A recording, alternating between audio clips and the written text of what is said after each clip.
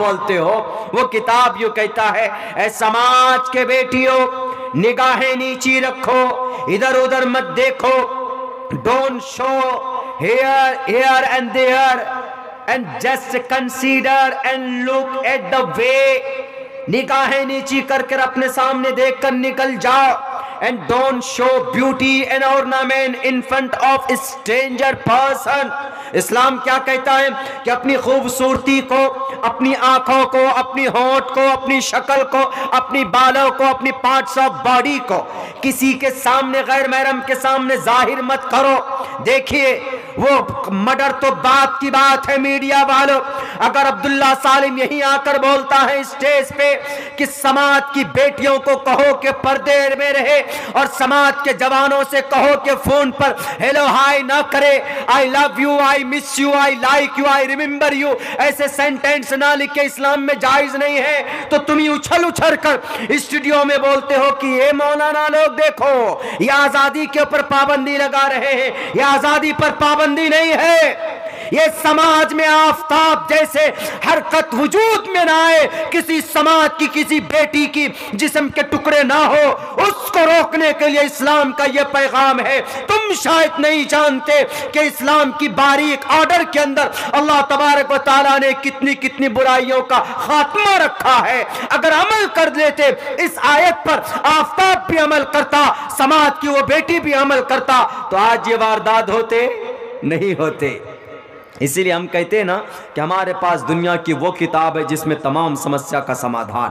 पहले क्या बोलते हैं, नहीं जनाब हमारा बेटा, हमारी बेटी लिव इन में रहता, अब बड़े फख्र के साथ। पर जब किसी एक्टर देखेंगे, एक्टर ये क्या बोलेंगे हमको, ये नपुंसक लिंगम है, ये नपुंसक लिंगम। खुलकर तो नहीं बोल सकता मैं, इन्होंने ऐसा कल्चर पैदा किया। मेरा उसके साथ ब्रेकअप हो गया, हम लिव इन में रहते थे, मतलब ये इज्जतदार अल्फाज हो गए। इज्जतदार अल्फाज कौन, ये इज्जतदार तवाइफ के लिए इस्तेमाल कर रहे हैं। हम लिव इन में रहते थे, हमारा ब्रेकअप हो गया, मेरा बेटा, मैंने उसको डेट किया। क्या मतलब डेट का, मैंने उसको डेट किया, हमारा डेट चल रहा था। लो जी, डेट चल रहा था मतलब क्या बोलेंगे आज के ज़माने में, अल्फाज ढूंढना पड़ेगा मुझे कल डिक्शनरी में कि मैं इनको कैसे बोलूं। मेरा जब उनके साथ मैं लिव इन में था, यानी जब नाजायज संबंध में था, जब मैं डेली जिना कर रहा था, इसका ये मतलब है। और इंग्लिश में क्या दे दिया, मैं लिव इन में रहता था, इसको जायज करार देते हैं वो। जाहिर सी बात है कि एक लड़की है, खूबसूरत है, एक लड़का लिव इन में रहता है, यानी वो समझिए कि एक तरह से किराए की टट्टू है। वो किराए पर खरीदे, नाजायज संबंध बनाए, दोनों में से किसी एक का मन भरा, छोड़कर चले गए। इस्लाम तो इसी को मना करता है ना। इस्लाम कहता है कि नहीं, अगर तुमको समाज की कोई बेटी पसंद है तो उससे रिश्ता करो, है कि नहीं। कितना अच्छा निज़ाम। अगर कोई लड़की आपको पसंद है आपके समाज में, आपके गांव में, तो इस्लाम का ये तरीका है कि आप उससे निकाह कीजिए। और निकाह करने में भी ये नहीं उंगली में उंगली डाले और बैठे पुर गायब, भाग गए, माँ बाप को भी पता नहीं। आपको समाज की कोई बच्ची पसंद है तो आप अपने गार्जियन से कहिए कि अम्मी या अब्बा, अगर अम्मी अब्बा आपके दज्जाली टाइप के हैं, मतलब गुस्से वाले हैं कि अगर आप बोलेंगे तो आपको थप्पड़ लग जाएगा, तो आप अपने बहन से बोलें, आप अपने रिश्तेदार में जो करीब है नानी नाना से बोलें, या मतलब आप जिससे अपने दिल की बात रख सकते हैं, आपके भी भावना है, हम समझ सकते हैं, तो आप उनको कहें कि फला बहन है तो कहिए सिस्टर, बहन ऐसा है कि मुझे उस घर में कोई बच्ची है, मुझे वो बच्ची पसंद है, मैं वहाँ रिश्ता करना चाहता हूँ। गुनाह नहीं है, पूछ लीजिए उलमा से। और आपके गार्जियन जो भी मुनासिब तरीका होगा वो उठाएं, ये नहीं। अब बड़ी प्रॉब्लम तो ये आ जाती है ना हमारे में, कहीं कहीं पर तो जनाब कास्टवाद है, सैयद अंसारी टू अंसारी, कोलकाता टू दिल्ली, नहीं कोलकाता टू कोलकाता ही होना चाहिए। एक शहर से निकलेंगे तब दूसरे शहर में पहुंचेंगे ना, एक शहर से निकलकर दूसरे शहर में, एक ही शहर में जाएंगे तो कैसे पहुंचेंगे, नहीं पहुंचेंगे। कलकत्ता से आप हवा निकलेंगे तो पहुंचेंगे, आपका सफर शुरू होगा। इसमें ये ना देखें अगर मुसलमान हैं देखकर शादी कर दीजिए। अल्लाह ने कबीले बनाए, अल्लाह तबारक व तआला ने अलग अलग बिरादरी पहनाई सिर्फ पहचान तारुफ के लिए। वजअलनाकुम शुऊबन व क़बाइल, अल्लाह तबारक व तआला ने अलग अलग गिरोह को बनाया, कबीलों को बनाया। लितारफू, कि तारुफ हो सके कि ये सैयद है, ये अंसारी है, ये सैफी है, ये चौधरी है, ये तेली है, ये फना है, ये फना पहचान के लिए। ये नहीं, ये सैयद है, ये अंसारी है, हम अंसारी, हम ही सब कुछ, और ये जोलाहा है, कुछ भी नहीं। आपके खानदान से, आपके कास्ट से, आपके बिरादरी से अल्लाह अगर इसी पर आप सब कुछ निर्भर करते हो तो अल्लाह को ये पसंद नहीं है। अल्लाह के नबी ने इसीलिए साफ लफ्जों में कहा, ला फज़ल लिया अरबिय्यिन अला अजमी। अल्लाह का कुरान भी कहता है, इन्ना अक्रमकुम इंदल्लाहि अत्काकुम। तुम सैयद हो और तुम चाहे कुरैशी हो, उससे कोई मैटर नहीं है। तुम्हारा अमल क्या है अल्लाह के नजर में, तुम्हारा अमल देखा जाता है इस धरती के ऊपर। तुमने कितना अच्छा काम किया और कितने बुरे काम किए। ऐसा नहीं कि तुम बुरे काम करते रहो और अपने आप को सैयद होने का तुम ढोंग रचो। क्या है, मैं सैयदी, मैं सैयद हूँ जनाब, मैं अंसारी हूँ जनाब, मैं कौम का बड़े तबके से बिलोंग करता हूँ। तो अल्लाह तबारक व तआला सबसे ज्यादा बंदर बनाकर मार मार कर लाल कर देगा तुमको कि धर्म का चोला, कास्ट का और कबीले का चोला पहनकर और नमाज छोड़ते थे। तुम नमाज छोड़ते थे ना, आओ इधर लाइन पे, वहां मेरे भाइयों कोई अहमियत नहीं है आपके जात और कबीले, तारुफ के लिए है, होना चाहिए। इसलिए इन चीज़ों पर ध्यान न दें। अल्लाह के नबी अलैहिस्सलातु वस्सलाम ने ध्यान बिल्कुल नहीं दिया। अल्लाह के नबी अलैहिस्सलाम, हाँ इसका उल्टा भी हो सकता है। समाज में अगर कोई बच्ची है, अगर वो किसी लड़के से, कोई लड़का इंटेलिजेंट है या किसी लड़के को अगर कोई बच्ची समाज की रिश्ता करना चाहती है तो वो अपने गार्जियन से कहे कि अब्बा मैं उस लड़के को पसंद करती हूँ, मुझे उससे रिश्ता करना। उससे पहले कोई संबंध नहीं, उससे पहले रातों को हेलो हाउ आर यू नहीं, उससे पहले माँ बाप सो गए रातों को 2-2 घंटे तक मोबाइल फटने पे आ जाता है जना। इतनी बात करते कि गर्म हो जाता, बैटरी फट न जाए, मोबाइल भ्रष्ट न हो जाए, इतनी बात करते हैं नौजवान हमारे। इजाजत नहीं है मेरे नौजवानों, मैं जायज तरीका आपको बता रहा हूं, इस्लाम ने आपको मना नहीं किया है, जायज तरीके पर आइए। अल्लाह के नबी अलैहिस्सलाम से निकाह करना हुआ अम्मा खदीजा को, क्यों? आपकी ऑनेस्टी को देखकर, आपकी ईमानदारी को देखकर, तो अम्मा खदीजा ने पैगाम निकाह को भेजा। हालांकि क्या वो सोच सकती थी ना, मैं तो 2-3 मरतबा पहले मेरी शादी हो चुकी है, अब मैं 40 साल की हूँ, मोहम्मद 25 साल के हैं, हाउ इज इट पॉसिबल, कैसे मुमकिन हो सकता है? मोहम्मद रसूलुल्लाह 25 साल की उम्र में और इधर खदीजतुल कुबरा 44 साल की उम्र में, कैसे हो सकता? खदीजतुल कुबरा ने पैगाम निकाह दिया, ये लो ऐ Muhammad ibn Abdullah, I want to marry you, हम आपसे शादी करना चाहते हैं। तो फ़ौरन अल्लाह के नबी ने अपने चचा ख्वाजा अबू तालिब गार्जियन थे, उनसे मशवरा किया और फ़ौरन उसको पैगाम निकाह को एक्सेप्ट किया, उन्होंने कबूल किया। निकाह ख्वाजा अबू तालिब ने निकाह पढ़ाया, आगे जिंदगी बढ़ी। ये तरीका है इस्लाम में। इस्लाम को खामखा बदनाम करते हो। क्या आफ्ताब नाम था तो 37 टुकड़े किए, 37 टुकड़े किए। हम तो कहते हैं कि अब उसको अल्लाह भी पता नहीं कितना अजाब देगा, पहले तो मर्डर का बाद में देगा उसको सजा, लेकिन दुनिया के अंदर जो उसने गलती की, जो गुनाह किया, कौन सा गुनाह? नाजायज तरीके पर इस्लाम के खिलाफ, कुरान के खिलाफ लड़की से बात की, उसकी इज्जत के साथ खिलवाड़ किया। तुम तो उसको जायज करार देते हो ना, वो जो 3 साल या 4 साल रहा है लिव इन में, उसको जायज करार दे दे दुनिया। हम तो उसको भी गलत कह रहे हैं, हम तो कह रहे हैं वो भी गलत है। इजाजत नहीं है उसकी कि कोई भी किसी के गैर महरम के साथ बैठकर रिश्ता बनाए जनाब, डेली रातों को जिना करते फिरे और डेली हाथों में हाथ डालकर बागीचा जाए, घूमने के लिए जाए।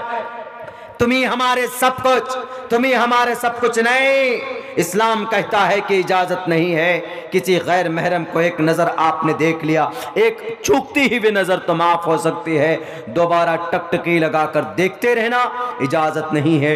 इसीलिए अल्लाह तबारक व तआला ने कुरान में क्या कहा, या निसाअन नबी लस्तुन्न काहदिम मिनन निसाइ इन इत्तक़ैतुन्न फला तख़ज़ान बिल क़ौल। पर्दे के ऊपर है, अज़वाज मुतहरात से मुखातब है, लेकिन एक बहुत काम की बात कही मेरी समाज की माँ बहनें यहाँ बैठी हुई है, फला तख़ज़ान बिल क़ौल। जब तुम किसी गैर महरम से, जब तुम किसी से बात करो तो अपनी बातों में लचक न पैदा करो।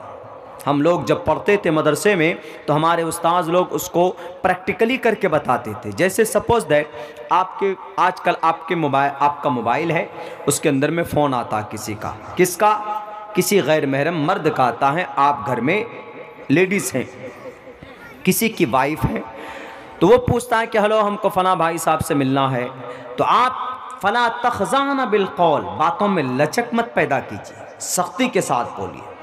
मतलब ऐसे बोलिए जैसे सामने वाले को लगे कि पता नहीं कितने गुस्से में है। बातों में लचक पैदा मत कीजिए। या अगर कोई आपके दरवाजे पर आ जाए, कुंडी खटखटाए, तो उसको इस हिसाब से जवाब दीजिए उसको ऐसा लगे कि आप बहुत सख्त हैं। लचक नहीं, हाँ हेलो आइए, लचक नहीं। फ़ोन पर है, हेलो मैडम भाई साहब से बात करनी, सख्ती के साथ मना कर दीजिए। भाई साहब नहीं है, बाद में बात कीजिएगा, उस टाइम फलां टाइम, ऐसा सामने वालों को लगे बहुत खड़ूस है। नहीं तो आप सामने अगर उसी में बोलेंगे हाँ बोलिए क्या बात है, मीठी मीठी बातें अगर करेंगे तो वो समझ जाएगा कि कुछ और है मामला। बस फिर फ़ोन पे हेलो, उसके बाद फिर कुछ दिन तक मैसेज आई लाइक यू का चल जाएगा। Miss I like you, your voice is very sweet, I want to listen from long every time and I watch, I feel around myself. हम चारों तरफ आप ही को देखते हैं, वो सब चलते हैं ना। ये सिर्फ एक अट्रैक्शन होता है। इस्लाम कहता फला तख़ज़ान बिल क़ौल, ताकीद, झड़प, सख्ती हो आपकी आवाज़ में।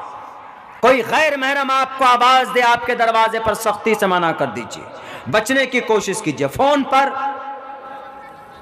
हमारा नौजवान किसी का नंबर मिल जाता था, हाँ मैडम आपका नंबर मेरे मोबाइल में सेव था इसीलिए वैसे फ़ोन किया, पता नहीं कहाँ से आ जाता नंबर आपके पास। मेरे नौजवानों, मेरे साथियों, पूरी दुनिया के लोग पीछे पड़े हैं आपकी शरीयत को बदनाम करने में। यही ले लीजिए, उसी बच्चे को कितना आज टॉर्चर किया गया। उस बच्चे को यूं कहा गया, बल्कि उसके क्लास में कहा गया है कि ईश्वर कभी भी उसके आत्मा को शांति नहीं देगा। किसको? उस जेलर, उस आफताब को कहा गया। हम तो कहते हैं कि तुम तो यहाँ तक हो, हम तो 2 कदम आगे बढ़ते हैं कि बेटी का सम्मान करो, बेटी की इज्जत करो। यत्र नार्यस्तु पूजन्ते रमन्ते तत्र देवता। तकरीबन 15 से 20 तकरीर मैंने इस मंत्र पे की। हमने कहा कि तुम शायद नहीं जानते, तुम पढ़ते नहीं, तो हम तुम्हें बताते हैं यत्र नार्यस्तु पूजन्ते, जिस घर में बेटी का सम्मान, बेटी की इज्जत होती है, ईश्वर आते हैं उस धरती के ऊपर, वहां पर वास करते हैं। तत्र तास्तु न पूजन्ते न रमन्ते न तत्र देवता। और जिस धरती पर, जिस घर पर बेटी का सम्मान ना हो, बेटी की इज्जत ना हो, वहां पर ईश्वर नहीं आते। अब बताओ उस बेटी का कसूर क्या है? उस बेटी का कसूर यही है कि उसने माँ बाप से झूठ बोलकर अपनी शरीयत के खिलाफ, यानी अपने शास्त्र के खिलाफ नाजायज तरीके पर उन्होंने संबंध बनाया। और आफताब का जुर्म क्या था? आफताब का भी जुर्म यही था कि उसने बिना निकाह किए हुए और बिना शरीयत का परवाह किए हुए, शरीयत के बाउंड्रीज को क्रॉस कर कर उस बच्ची का हाथ थाम कर तब जाकर उसके साथ में नाजायज संबंध बनाए। जनाब, मर्डर तो दूर की बात है, अल्लाह तबारक व तआला कुरान में बयान करता है कि अगर कोई किसी आदमी को ना हक तरीके पर कत्ल करता है, मन कतल नफ्सन बिगैर नफ्सिन औ फसादिन फिल अर्ज़ि फकअन्नमा कतल अन्नास जमीआ। अगर इस जमीन पर कोई किसी इंसान का ना हक तौर पर कत्ल करता है, फकअन्नमा कतल अन्नास जमीआ, गोया कि उसने पूरी इंसानियत को उसने कत्ल कर दिया है। तो ये बात याद रखना, चलाना अपनी वीडियो में, अपने चैनल्स के अंदर कि इस्लाम ने इजाजत नहीं दी है किसी बेटी के 30 टुकड़े करने की, वो उसका अमल हो सकता। इस्लाम तो मोहम्मद महताब को उससे नाजायज संबंध में जब आ रहा था, हेला कर रहा था, हवायु कर रहा था, उस वक्त वार्न करना था कि Aftab not allowed to talk with stranger women and girl, किसी गैर महरम के साथ तुम्हारा बात करना नाजायज और हराम है। इस्लाम तभी से उसको मना कर रहा था, लेकिन तुम समाज के लोगों ने तो कहा नहीं, अगर दोनों रहना चाहते हैं तो आजादी होनी चाहिए। लो आजादी का क्या नतीजा निकलता है, वो साइको बन गया, वो समाज के एक बेटी का कातिल बन गया, वो समाज का एक मुजरिम बन गया। वो हमारे नौजवानों को क्या मैसेज जाएगा, ये तुम लोगों की सरपरस्ती की वजह से। वहीं पर कुरान पढ़कर अगर खड़ा कर दिया जाता उसके सामने कि किसी गैर महरम से बात नहीं कर सकते, किसी भी गैर महरम से बिना निकाह के तुम बात नहीं कर सकते, इजाजत नहीं है किसी से बात करने की, तो बताओ कितना अच्छा होता, भला होता। उस बच्ची की भी जान बच जाती और ये लड़का भी कातिल और मुजरिम बनने से बच जाता, है कि नहीं मेरे भाइयों। खामखा बहुत आसान। क्या ये मुसलमान तो साले ऐसे हैं, ये लफ्ज़ है एक टीचर की ज़ुबान से। टीचर जो होता है उसकी बड़ी अहमियत और उसकी बड़ी कीमत होती है, आपको शायद मालूम नहीं है। आप जापान चले जाइए, जापान में भी है, जर्मनी में भी है।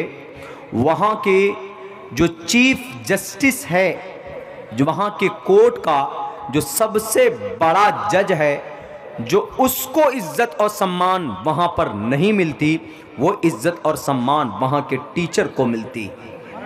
वो अलग बात है कि हमारे इस देश के अंदर में बड़ी तादाद में लोग हैं, यहाँ हम सम्मान नहीं दे पाते।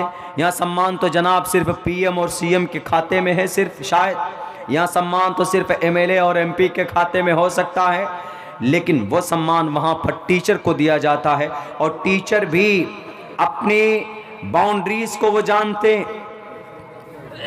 पंडित दयानंद सरस्वती ने इसके ऊपर काफी अच्छी तशरीह की है। मातृमान पितृमान चार्यावान पुरुषो वेदाचार्यावान। माँ की तरबियत पहले जरूरी है, बाप की तरबियत मातृमान पितृमान चार्यावान। पंडित दयानंद सरस्वती जी जो इस्लाम का सबसे बड़ा मुखालिफ भारत में, उन्होंने इस्लाम के खिलाफ एक किताब लिखी, उस किताब का नाम सत्यार्थ प्रकाश है। उस सत्यार्थ प्रकाश के पहले समुल्लास में उन्होंने ये मंत्र लाया और इस मंत्र के अंदर बहुत अच्छी बात उसने कही। उसने कहा मातृमान पितृमान चार्यावान पुरुषो वेदः। मातृमान पितृमान, माँ की परवरिश जरूरी है बच्चे को सही करने में। पितृमान, पिता की परवरिश जरूरी है बच्चे को आगे बढ़ाने में। चार्यावान, एक टीचर की तरबियत जरूरी है। किसको? पुरुषो वेदा, पुरुष है लेकिन उसको ज्ञानी बनाना है, उसको गुरु बनाना है, उसको इंसान का, दुनिया का बेहतर इंसान बनाना है। तो माँ बाप और टीचर, इन तीन लोगों की मेहनत होगी तो वह इंसान बड़ा बनेगा, वह इंसान आगे जाएगा। मैं अपनी बात थोड़ी देर में खत्म कर रहा हूं, 2-3 मिनट में, चूंकि आपके महबूब मुकर्रिर भी तशरीफ फरमा चुके। मेरे भाइयों, मेरे समाज के लोगों, अल्लाह तबारक व तआला ने आपको ईमान जैसी अनमोल दौलत से नवाजा। इसके ऊपर मेहनत करो। जब दुनिया की सबसे जलील और रुस्वा कौम यहूदी, जब आप यूनाइटेड नेशन के अंदर चेयरमैन बन सकता, जब कोल्ड ड्रिंक की कंपनीज और फैक्ट्रीज के ऊपर इनकी शेयर मार्केट 76% से आगे हो सकते, जब कॉस्मेटिक की प्रोडक्ट को तैयार करने में 350-400 बिलियन डॉलर खर्च कर सकते, यहूदी हर जगह पर घुसे हुए हैं, गए हुए। अगर यहूदी दुनिया के सबसे जलील और रुस्वा कौम, ताकतवर कौम बन सकती है, तो आपकी ताकत की तारीफ तो अल्लाह ने की है। आपकी इस्तिखलाफ फिल अर्ज की पेशीन गोई अल्लाह तबारक व तआला ने की हुई है। वादल्लाहुल्लज़ीना आमनो, अल्लाह ने वादा किया किन से? ईमान वालों से। वामिलुस सालिहात, 2 शर्त है, सुगरा और कुबरा। अमिलुस्सालिहात, मोमिन बनना जरूरी, लेकिन मोमिन के साथ साथ अमिलुस्सालिहात पर भी अमल होना चाहिए। सुन्नतें आपकी जिंदगी में होनी चाहिए। झूठ आप न बोले, चुगलखोरी आपकी जिंदगी में नहीं होनी चाहिए, गीबत आपकी जिंदगी में नहीं होनी चाहिए, तजस्सुस से आपको सो दूर हो। समाज की बेटी है तो पर्दे उसकी जिंदगी में हो। अगर समाज की कोई बेटी है तो दीनी मिजाज उसके दिलो दिमाग के अंदर होना चाहिए। अगर अमिलुस्सालिहात पर अमल हुआ मुकम्मल तौर पर तो अल्लाह का फरमान कभी झूठा नहीं हो सकता। अल्लाह तबारक व तआला क़ज़िया सुग़रा और कुबरा, फलसफे के अंदर सुग़रा कुबरा मिलाने के बाद रिजल्ट निकालते। जब सुग़रा और कुबरा ये जब दोनों बराबर होता है तो लयस्तख़लिफ़न्नहुम फ़िल अर्ज़, तो इस जमीन पर अल्लाह तबारक व तआला आपको हुकूमत देगा, अल्लाह आपको बादशाहत देगा। ये 5 साल के लिए कुर्सी इख्तिदार पर आना ये मुकम्मल हुकूमत नहीं है, ये तो आती और जाती है जनाब। अभी देखिए दिल्ली के अंदर 15 साल तक कोई और थे, एमसीडीज में कोई और आ गए। इसीलिए ये दुनिया के अंदर ये निजाम आती और जाती। अल्लाह तबारक व तआला आपको जमीन के ऊपर ऐसी पकड़ देगा, लयस्तख़लिफ़न्नहुम फ़िल अर्ज़, हम जरूर भी जरूर आपको इस्तिख़लाफ़ फ़िल अर्ज़ अदा करेंगे। लेकिन ए मुसलमानों, अपने ईमान पर मेहनत करो। ए मुसलमानों, आमाल सालिहा पैदा करो। जवानों की जवानी तबाह नहीं होनी चाहिए। हमारे नौजवान गलत रास्ते पर नहीं जाना चाहिए। हमारे नौजवान, इमाम बुखारी 16 साल की उम्र में वकी बिन रुबै की पूरी हदीस की किताब याद कर ली थी। इमाम मालिक मदीनतुल मुनव्वरा के 17 साल की उम्र में जस्टिस बन चुके थे। मेरे नौजवान साथियों, अब्दुल्ला इब्न अब्बास 16 साल की उम्र में तफसीर के इमाम बन चुके थे। सारे मुफस्सिरीन का कलम जहां पर रुक जाता है वहां पर अब्दुल्ला इब्न अब्बास की रिवायत आने पर एक कदम आगे नहीं बढ़ते, क्योंकि ये सबसे बड़े तफसीर के बड़े गुरु माने जाते हैं हजरत अब्दुल्ला इब्न अब्बास। आज हमारा जवान किधर जाता?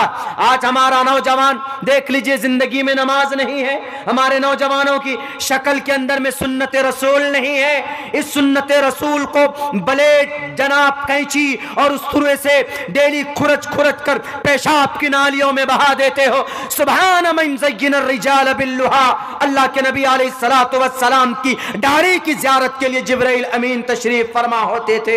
मेरे नौजवानों, अपनी जिंदगी में तब्दीली पैदा करो और अपनी धार्मिक किताबों को छोड़कर दुनिया की किसी भी आप ऑथेंटिक आर्टिकल्स को पढ़कर आप कामयाब नहीं हो सकते। इस फसाद उम्मत के वक्त अगर आपने एक सुन्नत को जिंदा किया है, अब्दुल्ला सालिम सौबार कसम खाकर आपको कहने के लिए तैयार है कि आप जरूर कामयाब होंगे। मन हया सुन्नती इंद फसाद उम्मती फलहु अज्रु मियति शहीद, 100 शहीदों का सवाब आपको अल्लाह तबारक व तआला इस वक्त अता फरमाएगा अगर आप एक सुन्नत पर अमल कर लेंगे।